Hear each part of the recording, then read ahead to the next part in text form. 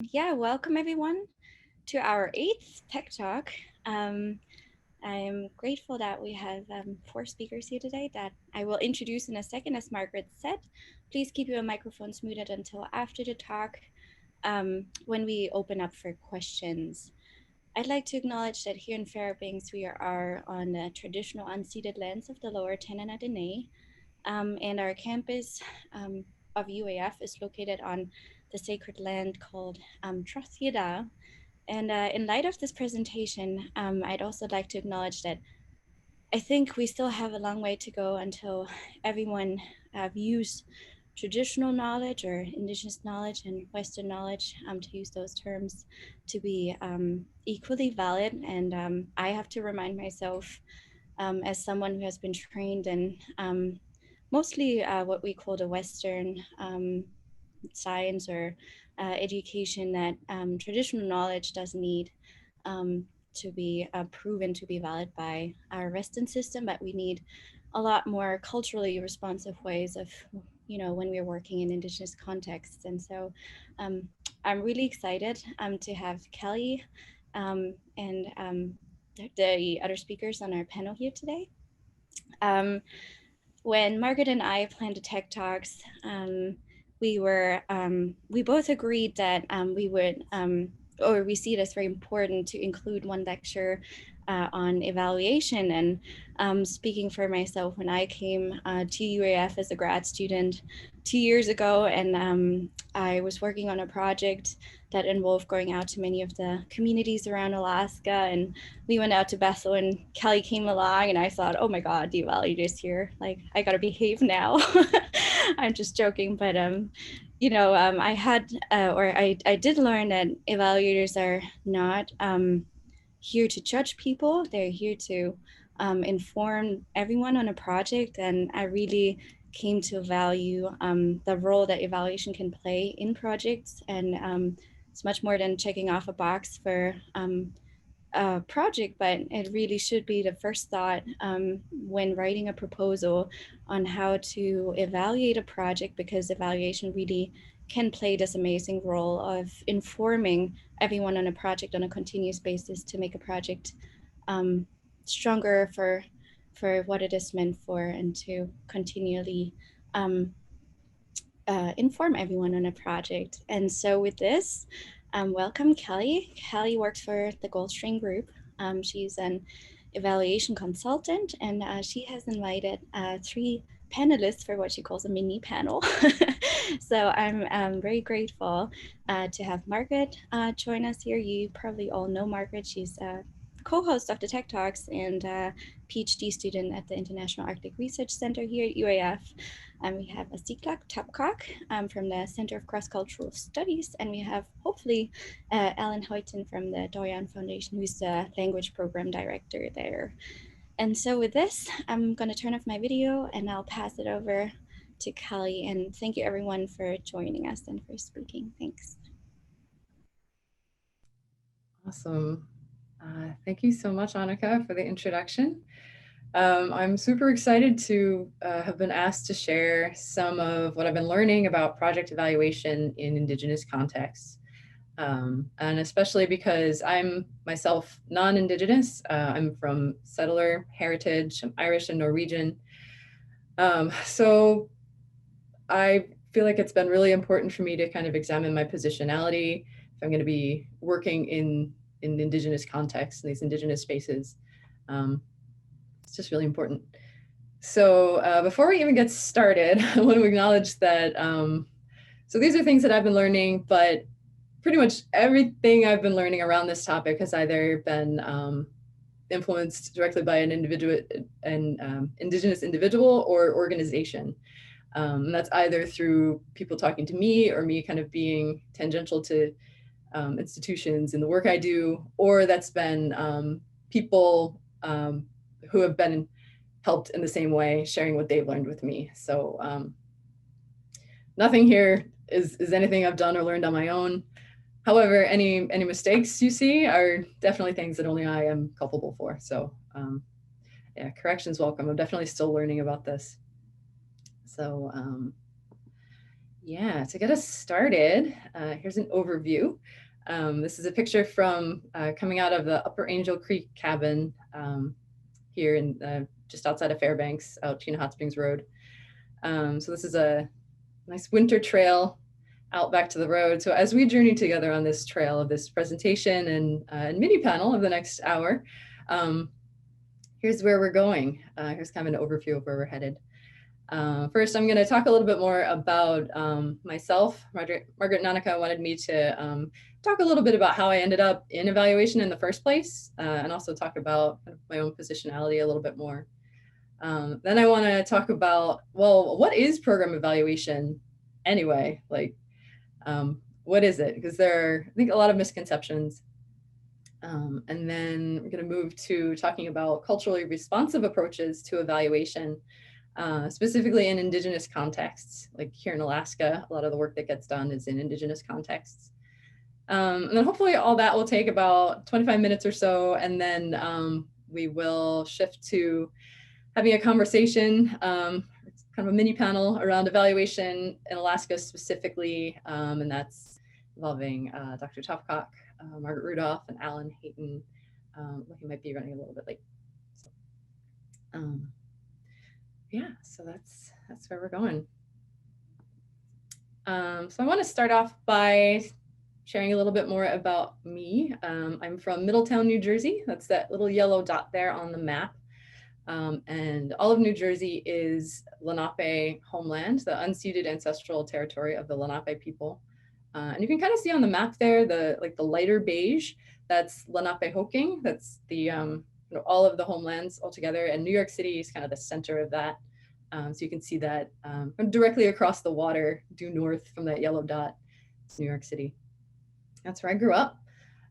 So I finished high school, went off to college, went to Mount Holyoke College, got an English degree, and I was pretty sure I wanted to go into publishing. So right after college, I did, it was technically an MFA in poetry, but they had a lot of like publishing prep courses as part of that. So I did that. And there was also a lot of flexibility to do independent studies. So as part of that, I did an independent study and learned about how college students in like English composition courses, if English was not their first language, learning about how they, like their first language influenced the way they wrote, but also in this like really deep identifying way, like their the way they thought out things, kind of the logic of their arguments, and their worldview was really reflected in how they were writing in English. And I thought that was super fascinating. But I was already on this publishing track, so I went ahead and I got my job. I got my little, I was editing travel guides. I had my cubicle in Midtown Manhattan. I was just kind of sitting there editing, not really doing a ton of traveling myself. But I did get a chance shortly after I started that job to visit a college friend of mine who was living in Kodiak. And while I was there, I learned about the Alutiiq language revitalization work that was happening there. And at the time it was based like out of the Alutiiq Museum, and then it went out to Kodiak College. And so just like learning about that, I went back home and was just like, this is amazing, like how cool. And just through that exposure, learned more about language revitalization in Alaska in general, and how like successful programs were successful if they had, if it was like grown from within, if the people for whom it was like their ancestral language were the people in charge of the programs, those programs were having more success. So then I learned about the applied linguistics program here at UAF. And I said, okay, I'm way more excited about this than I am about publishing. So I made the move. I moved to Fairbanks, Alaska in fall of 2011. I was super excited to get started. But then I realized pretty quickly that I had to take account of the implications of being a non-Indigenous person wanting to do work in these spaces. And I ended up kind of shifting what I wanted to study, and I ended up focusing more on the implications of that, like what can non-Indigenous people do in a good way to support movements. And in this case, it was like a language movement, language work. So I did interviews with teachers, non-Indigenous teachers in Southwest Alaska who were supporting Yupik and English bilingual work in their classrooms. And through that, got to develop my own sense of, okay, with my positionality and what I'm comfortable with and what I feel like I can do well. I don't know, just kind of like be some real talk for myself. Like, what can I do that's going to be okay for myself and for those around me? So that was one thing I gained from my master's work here. But then I also was a research assistant for a program, a grant. So my research assistantship was funded through a federal grant. And as part of that, I was helping with these summer sessions. There were these 3-week summer sessions. So it was like a bunch of faculty. It was a cohort of like master's and PhD students who were getting their applied linguistics degrees, and they were all teachers. And so we would get together, and then there was like this woman in the back of the room sitting and taking notes. And I was like, what's her deal? She's not like teaching classes, like she's just kind of hanging out and talking to people and getting excited about like the topic. And it turns out she was doing participatory evaluation. So she was my first exposure to an evaluator. So her name is Joan Parker Webster, and she ended up being on my committee for my master's thesis. And that I also worked with. My chair was Patrick Marlowe and Zabina Ziekman up here in the Applied Linguistics department. So I was mentored kind of into evaluation, and I got to learn a little bit more about what that means and the methods and all that good stuff. So then I graduated, and I was lucky enough to get a position at Goldstream Group, and I've been there for about 6 years. And I just keep getting these opportunities to learn and to mess up and to do better, and to keep thinking about my own positionality and what I can do to be a better evaluator in these spaces that are often working with Indigenous people. So that's me. So what is program evaluation? What is this thing? So the American Evaluation Association is like the foremost evaluation organization in the States, and it's got a really strong international presence as well.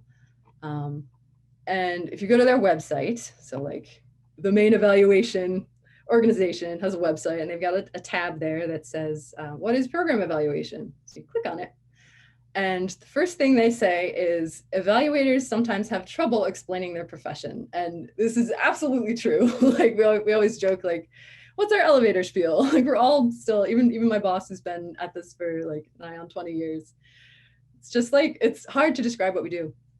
And part of that is because evaluation just happens in so many different contexts. So you've got like public health, education, different outreach initiatives, science research, other sorts of organizations, governments and governing bodies. And so for each of these different contexts, you're going to have like a whole bunch of different purposes within those contexts. So that could be like developmental, trying to find out, well, what do we need to have a program? Is there a need for the program?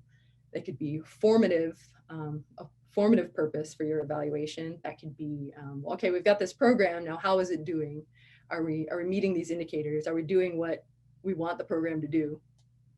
And then there is summative, so like at the end of a funding year or at the end of the whole grant, you could have a report or other deliverables that kind of encapsulate, okay, here's where we went, here's the journey we went on, here are the things that were accomplished, here's some unexpected things that were awesome, here's some ways that you can improve in the next iteration.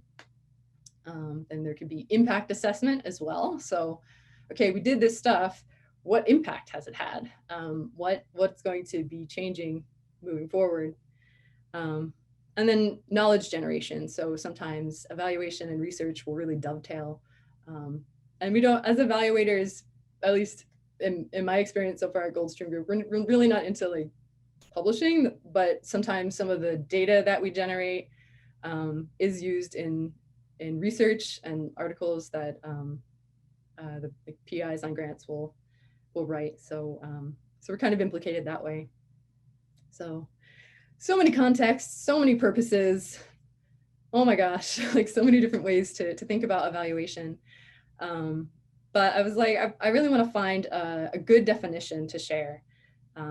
So I found this one from Chenard and Cram, 2020, so it's pretty recent.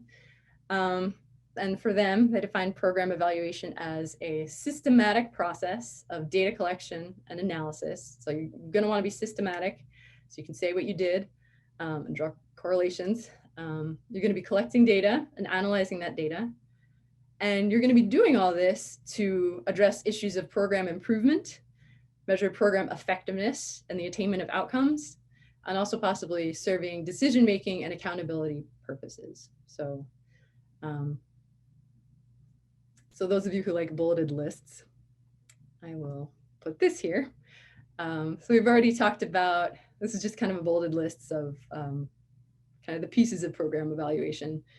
To my mind, I mean, this list could be super long. You could probably shrink it down to 2 or 3, but I feel like purposes, contexts, methods and tools, products, and then challenges are kind of like the 5 big tenets of program evaluation. So we already talked about all the different purposes and all the different contexts that you could be doing evaluation in. Then I want to talk about methods and tools, because we really use like the same stuff that researchers do. So we use qualitative and quantitative methods, and because a lot of the times the context that we're working in, they involve humans doing stuff, so it's going to be pretty. There's a lot of like fluid stuff happening. So for us, we really want to triangulate the data. So we'll have like qualitative from 1 or 2 sources or more, and then we'll do different qualitative, like descriptive statistics or interviews or survey data, open-ended survey data, or observations, which is the fun part, to quote a colleague who I just had a meeting with. So to do that, you're going to use tools to implement those methods. So that's the same tools you'll get in research, especially qualitative tools like interviews, focus groups, those sorts of things. And then thinking about products for an evaluation, this is where maybe research and evaluation diverge a little bit, or they can, because for evaluation, we're really thinking about my cheat sheet over here. Make sure I hit the right thing. We've got like kind of a couple different things. We've got like reports for funders. Yeah, we'll report out for that. But we also want to focus on reports and materials that are going to be useful for the clients or the PI and the co-PIs, and especially the communities who are interacting and contributing this data.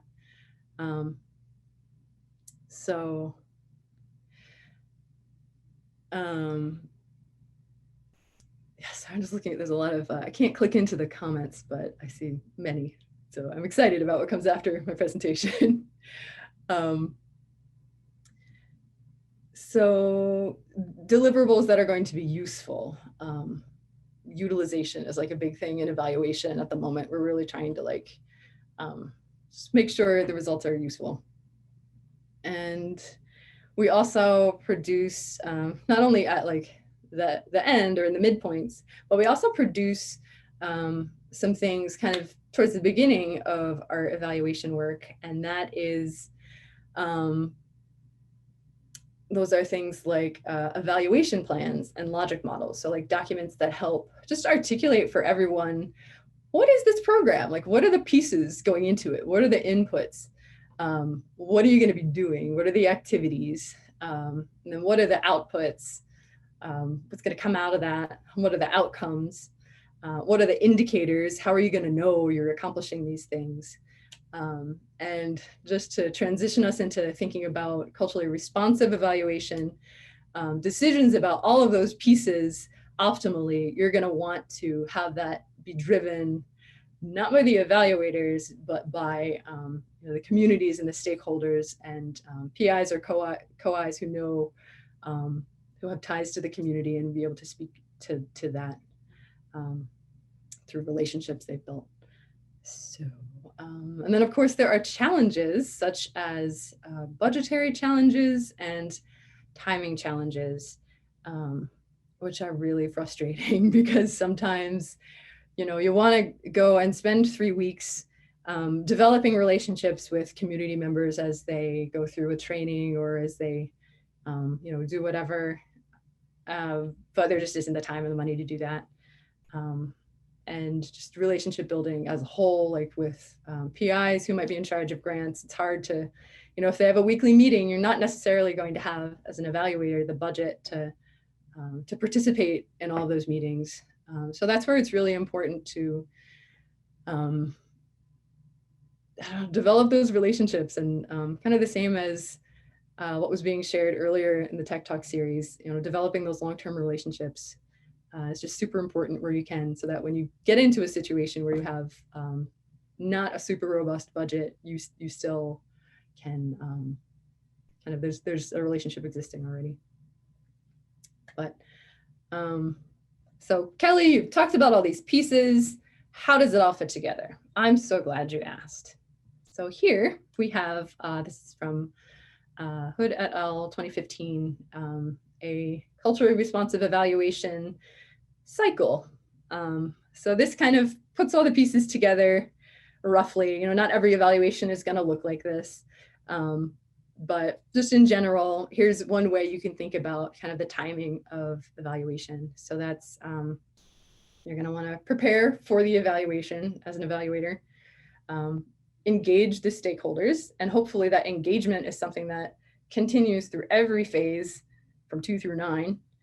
You're going to want to, while consulting with all of the people who need to be consulted, all the stakeholders, identify evaluation purposes, frame the right questions. So thinking about evaluation questions rather than research questions, you really want to know, like, how is this program working, rather than what is the new knowledge we want to find, although it can be the same as that.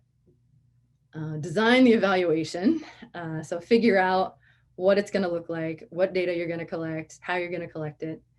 And then optimally, stages 1 through 5 happen before a grant is submitted. So, and that doesn't always happen, but it's just a really great opportunity for you know, the evaluators, the people running the grant, community stakeholders, if the people running the grant and the community stakeholders are different, just all those people to be together to decide these things. And then select and adapt your instrumentation. You're going to work on the tools. And then you're going to want to pull from validated tools, but like super important in culturally responsive settings. You want to make sure that you don't have, like, for example, like a bank of survey questions for kids that's been validated in the lower 48.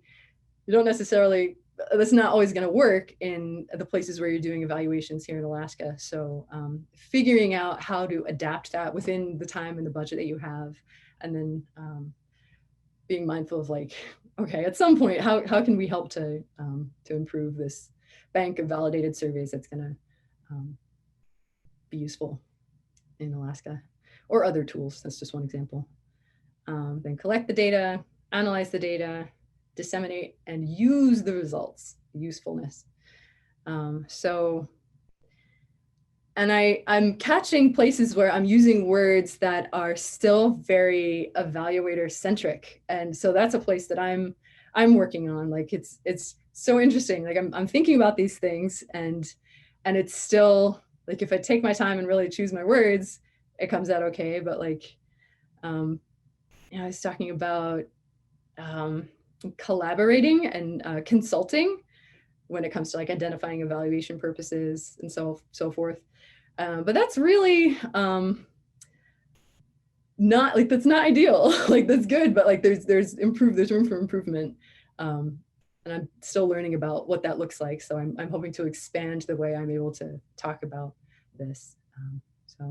But all throughout, you're going to want to either have a level of cultural competence yourself, or be able to ask others, you know, I'm not sure I know how to do this in the right way, and get advice on how to do it in the right way. So So just to tie this to Indigenous context specifically, this is Chouinard and Cram again. This is an awesome book. If anyone is interested in culturally responsive approaches to evaluation, it's Chouinard and Cram. They're really great. So they did a review, a big, huge lit review of published articles, and they found 31 that actually spelled out what culturally responsive evaluation looked like what the procedures were to do that in Indigenous contexts. And they found about 6 different themes that came up across all of those, and they really dovetailed just with things we've been hearing about so far in these TEK Talks. You really want to pay attention to the ecological view of the program context. So taking a holistic approach, or making sure that the Indigenous people involved with the program can say yes, this represents the way we understand this program to be working. And you can craft your evaluation questions, or we will help you craft them according to these corrections that we've provided. The importance of the local, understanding that you really need to ask whether or not a program is informed by the evidence of what works for Indigenous peoples in that place. Kinship, being mindful of relationships. So that's the evaluator with the team with the community. And as an evaluator, you're often you can be one set distance from the people experiencing the program. And it's not ideal, but knowing who you can go to really be vouched for, or figure out how to build relationships so it's better. Then co-production of evaluation design and implementation. So making sure this is just all kind of the same idea, having that really privileging the Indigenous knowledges, understanding that as a non-Indigenous person, it's really tough to have that frame of reference. It's not the worldview that you grew up with. So being humble enough to share the responsibility of building the design. And then the same with the evaluation methodology. Then evaluator accountabilities to community. So things like reciprocity and purpose. So being involved with the community where you can.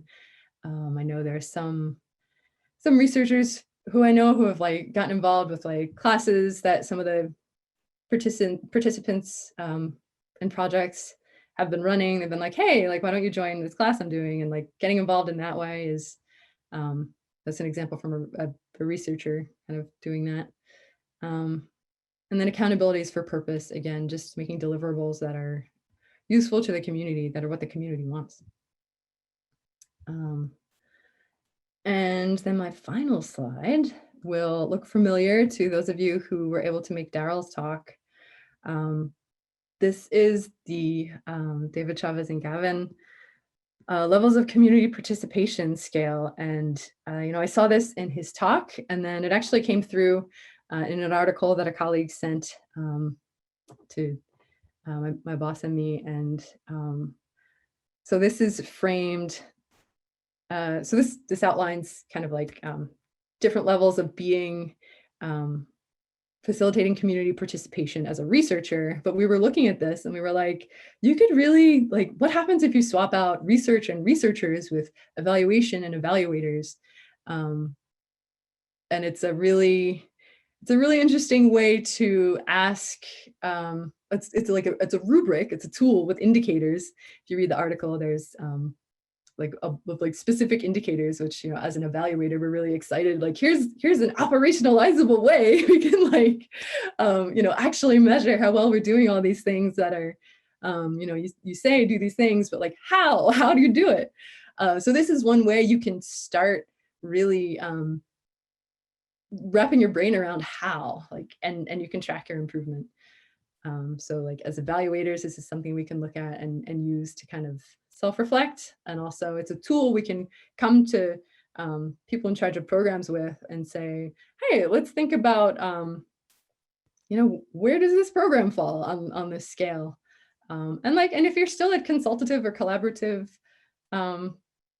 like that is what it is, but like think about your budget and think about ways you can improve this time around, and then kind of growing as an evaluator, as a researcher, as just a person working in Alaska. How can you how can you continue to kind of move along the line there towards the right? So that is the end of my presentation. I'm going to stop sharing my screen now. I still haven't seen Allan, unless he's the phone number. I don't know if you can unmute. It's *6 to unmute from a phone, but maybe he just he wasn't able to join us. You might have had something come up. Yeah. Okay, that's fine. Asiqłuq, did you want to give the first?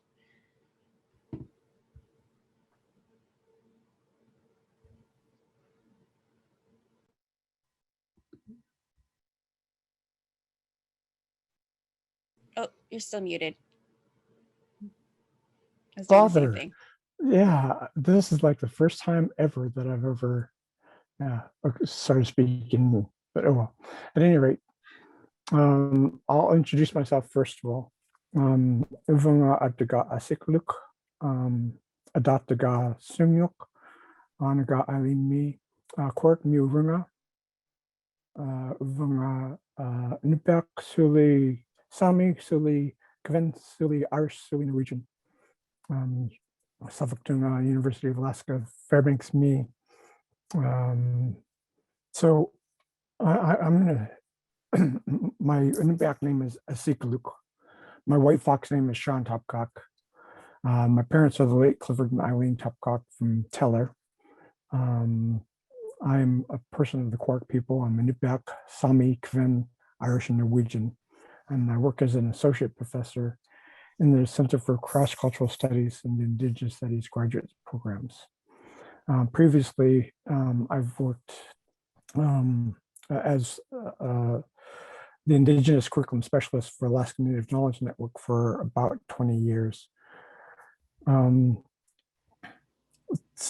I've worked with Indigenous communities through the Alaska Native Knowledge Network, statewide, as well as nationwide and internationally as well.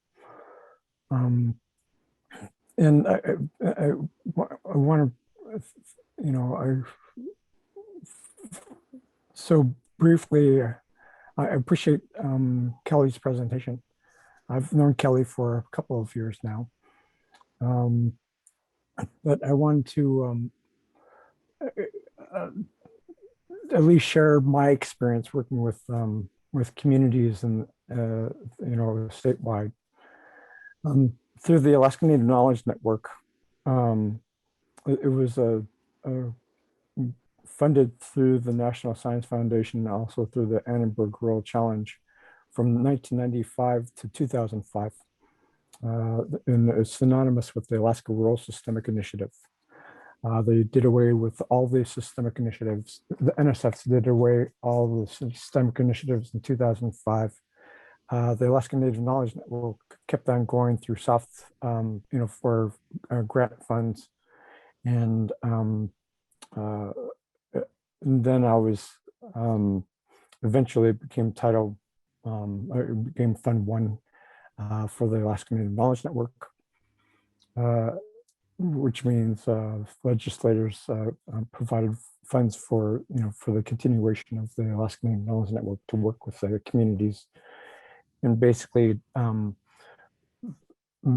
having it as a repository for Native ways of learning and teaching, and also Native ways of knowing as well.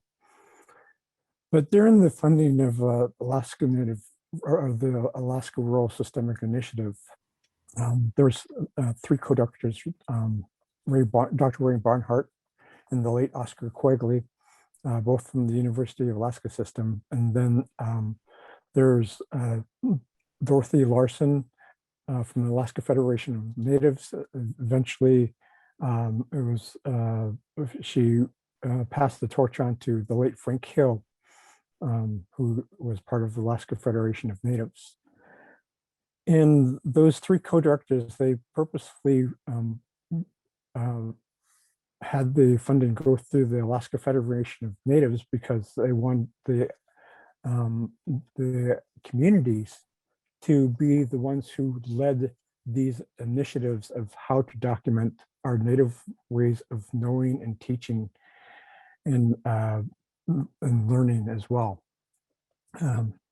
And at every single one of the meetings, we've invited elders to the initial meetings to have their input. And the co-directors stated that, throughout the 10-year funding the funding is how they evaluated their, what they're doing is if they see elders that aren't coming to our meetings and not being fully engaged, then we're doing something wrong. But luckily, the elders that were involved with the Alaska Rural Systemic Initiative, they kept on coming, and they were fully engaged and really gave us a lot of information. So we first acknowledged that all Alaskan Natives are sovereign people. They also have they own the cultural and intellectual property rights of their information. We also acknowledge that what they share is theirs to share if they wanted to take any of the information. And again, it deals with cultural and intellectual property rights. They have their right of making sure that what they share is used for educational purposes and not for for making a profit.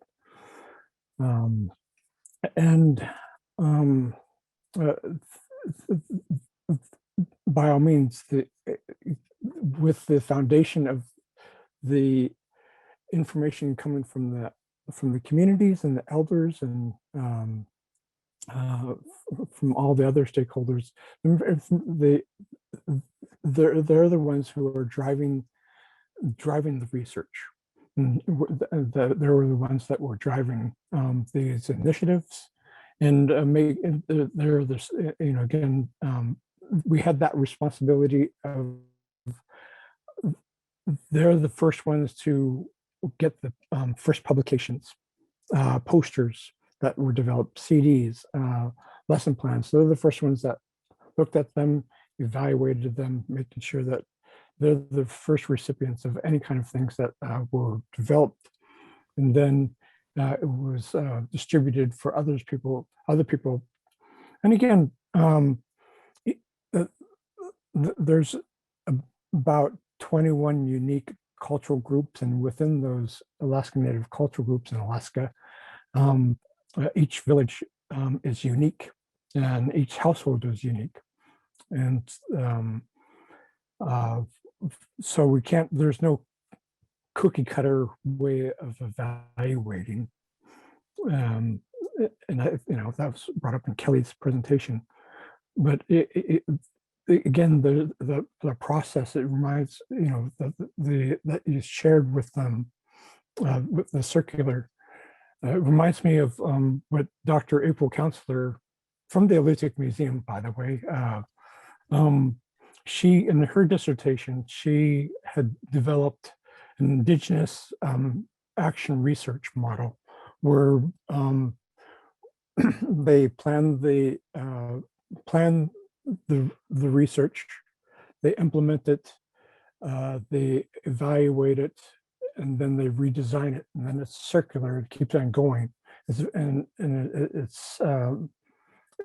I think with all research, Indigenous research, it goes to what Dr.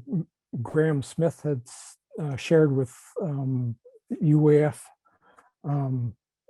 with UAF 2 or 3 years ago, he says that those who are conducting research in indigenous communities, if it's not actionable, if it's not making positive change, then it's not really really research. It's not research that's geared for indigenous communities and stakeholders to have to actually make a positive change. So I know I could keep talking more about this, but I want to give time for others to share as well. So I'll turn it over to Margaret, I guess. Ecological. Thank you. So I'll shorten my intro since it is recorded in the first TEK Talk. So my name is Margaret Rudolf. My Nupit name is Asiqłuq. I'm a co-host of TEK Talks. And I just really appreciate Kelly and working with her. And I think it was very formative being a graduate student, learning how important evaluation is and all the potential it could be. And I just really like framing my own projects. So that's part of the reason why we wanted her, like Annika said, to give a presentation. And then another part is I really have always appreciated, you know, her positionality and what she did. And you saw Courtney Crothers do the similar thing a couple TEK Talks ago. And I think that's important. There's a paper I'm going to post. A good example of the reason why it's important is because of the cultural differences. You don't know. I like this paper because it talks about weird and weird research and weird researchers. And so weird is Western, educated, industrialized, rich, and democratic. And so, you know, a lot of people that do research are all 5 of those categories or some of those categories, like I would definitely consider myself. And when you work with people from other cultures, you don't necessarily, you end up overgeneralizing your experiences and applying it to other cultures. And I think that's very important to consider, especially for doing research with these communities. And kind of another thing she touched on is like the appropriateness of the types of research, and then similar research, the same research, one of them at least, Stephanie Freiberg, wrote this paper on the acts of commission and omission, which is a lot about kind of the historical, but also very relevant in modern times, the exclusion of Indigenous people, kind of like the erasure, as well as when you sometimes include Indigenous people in a very tokenized way. Oh, Allan is here. Okay, so he can go next. And kind of, I think a lot about, with my research, co-production of knowledge. And I think a lot about this kind of the intersection between the two, and something I wanted to talk about. I believe in kind of the definition for Indigenous methodology, that it should be done by Indigenous people, sorry, my dog, and with their communities in a very culturally appropriate way, and also probably done by Indigenous evaluations. So it kind of stays all within the sphere. I think Asiqłuq's PhD research, I also pulled that up, is a great example of that, because, you know, he's a Inupiat, he worked with Inupiat people, developing Inupiat values, and so all Indigenous methods, and that would be the perfect time to use Indigenous evaluation, which is a whole like kind of like literature on if you start searching for it, and I think that's appropriate. But if you're not doing that, so if I'm working with another culture that's not an Inupiat, I could pull from Indigenous evaluations, but I wouldn't call it that. It would definitely be like cross-cultural or culturally responsive. And I think the same thing with the methodologies. I wouldn't necessarily be using Indigenous methodologies. I'd be doing something else. And I feel like that's so important to consider, is that you're not evaluating or validating Indigenous knowledge or people in the knowledge systems from a Western point of view. Like, that is not culturally appropriate. And so with that, I think Allan can give his feedback or his.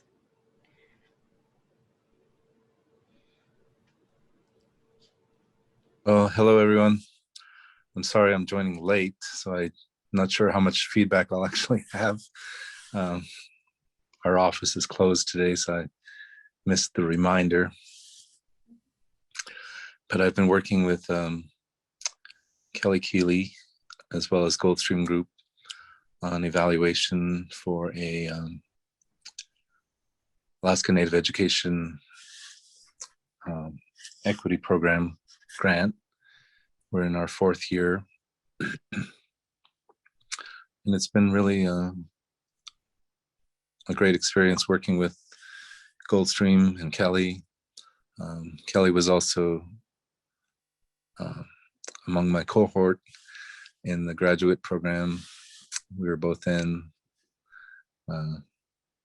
second language acquisition, teacher education at the university, and we worked with Dr. Zeekman.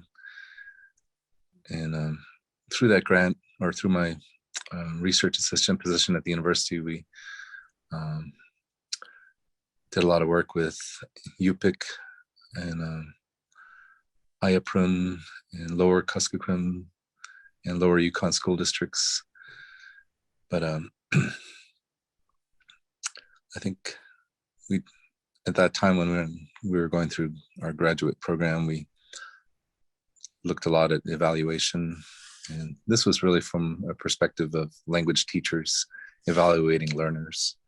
So there was summative and formative and qualitative and quantitative, all types of different evaluation. But I'm really appreciative of the work that Goldstream Group does. They are wanting to know what is Indigenous evaluation and if it's been defined, so that not necessarily so that they can present themselves, hey, we use Indigenous evaluation methods, but instead to be conscious of those things and incorporate the principles of them without, posing as Indigenous evaluators. But I think that that's such a important step that they've taken as an organization, just to be aware and to learn and to be open to ideas that are out there in the field.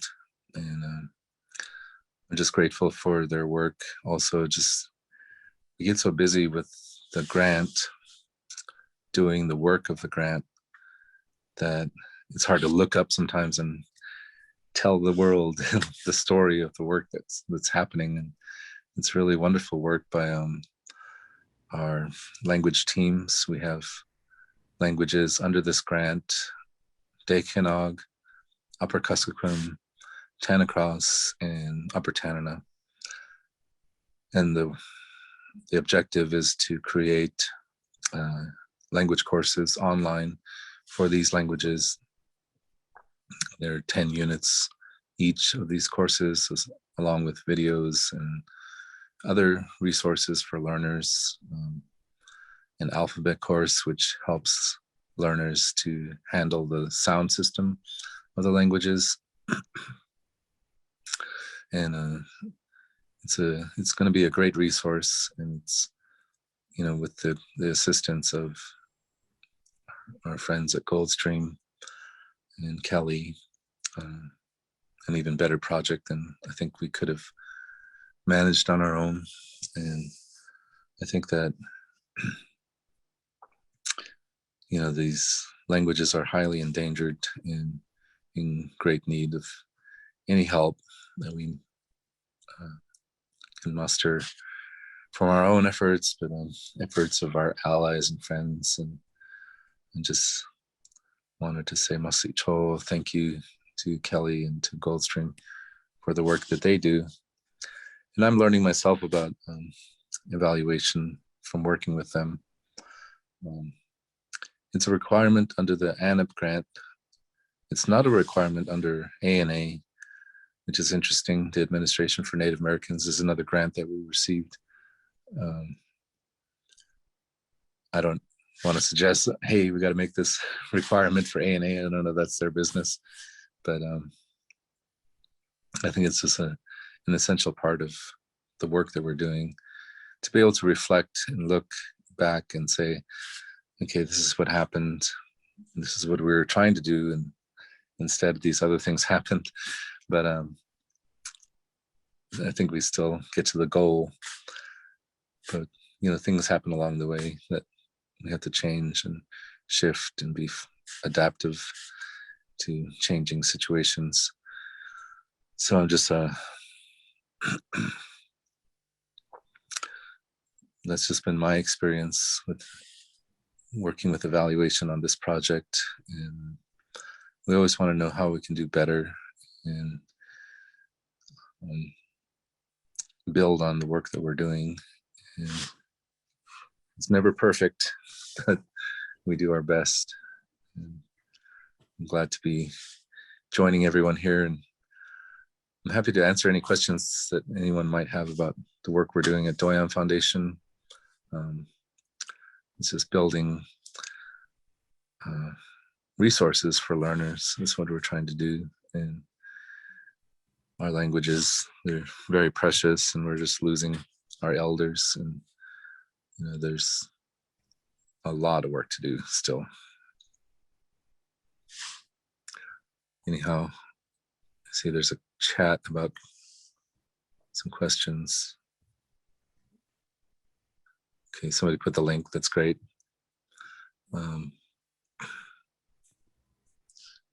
Anyhow, I don't know what else I can share at this moment.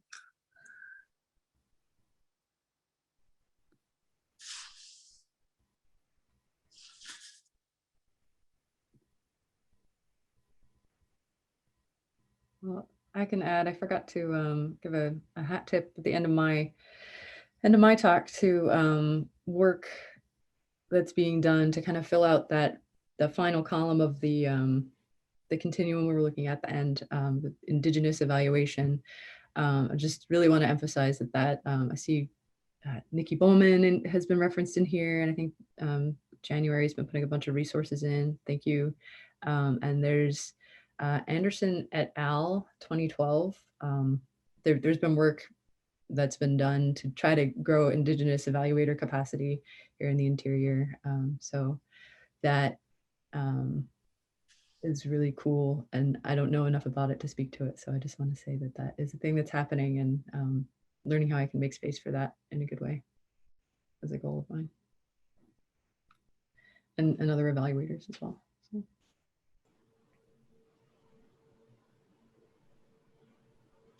And so we have about 5 more minutes till the top of the hour, and I'm assuming we can go over too.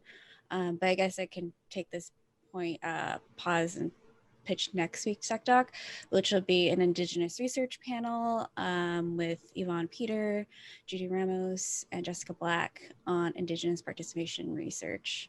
Will be next week. I did post an evaluation form for TEK Talks in the chat, but otherwise, does anyone have any questions or comments?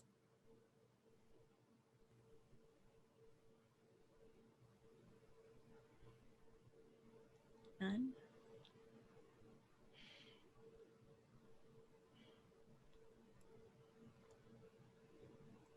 Okay, one comment, I really liked how you talked about and brought up the David Chavez, because I think something else kind of from Indigenous methods is that it's process over product. And I think quite often a lot of projects end up looking at the products. But I think if you are thinking about Indigenous evaluation type culturally responsive, it would be a lot of evaluation probably on the process.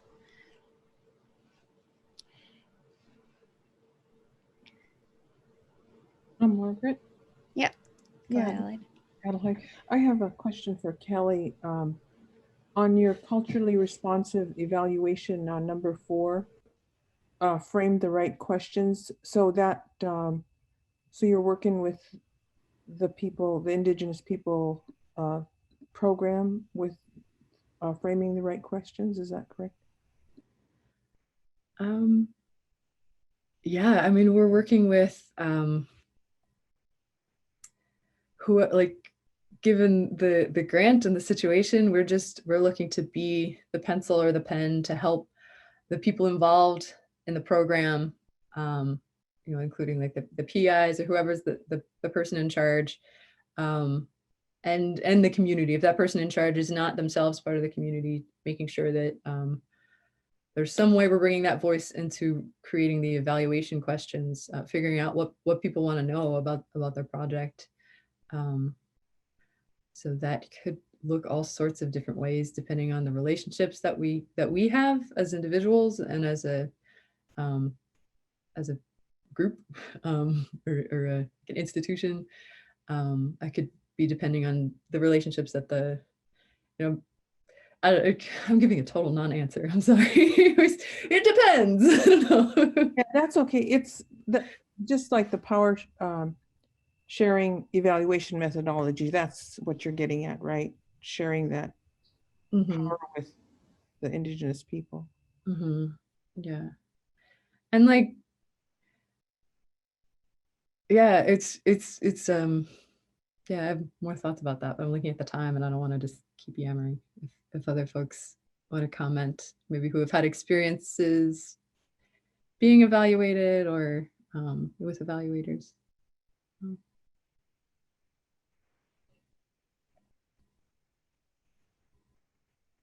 Yeah, but we try to. Okay, I might stop the recording because I know some people don't want to. All right, so thank you.